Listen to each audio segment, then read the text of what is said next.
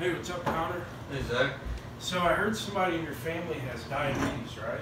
Yeah, I'm not sure I know much about it. Can you tell me about it? Yeah, so in the U.S., there's about 1.4 million new cases a year. There's about 30 million people that have diabetes, which is about 10% of the population. Can you tell me the signs and symptoms? All right, so the key signs and symptoms are always tired, frequent urination, sudden weight loss, wounds won't heal, sexual problems, always hungry, blurry vision, numb or tingling feeling in feet and hands, always thirsty and vaginal. What are the consequences of not treating this?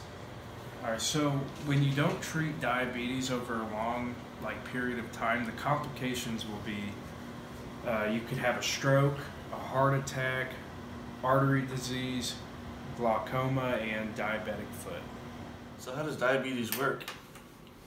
All right, so when you eat carbohydrates, your stomach will turn the carbs into glucose, and that glucose will be sent throughout the blood. And so the pancreas, it'll create a hormone called insulin. The pancreas releases the insulin into the blood, and it serves to the glucose as a key to enter cells. In diabetes, the pancreas doesn't create enough insulin or any at all to send out through the bloodstream. So without that insulin, the glucose will pile up into the blood and will create high blood pressure or high blood sugar. One. All right, so this is a representation of how the insulin works for the body. So I'll do that first before I show what it's like for someone with diabetes. So the insulin acts as a key, right?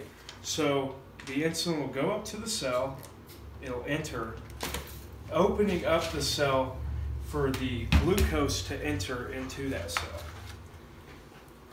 So let's pretend that the body does not have insulin, which is the key. So the glucose will come up to the cell and it will not be able to enter. So it'll just float around in the blood. And then we'll get more glucose and it'll just pile on, increasing blood sugar levels.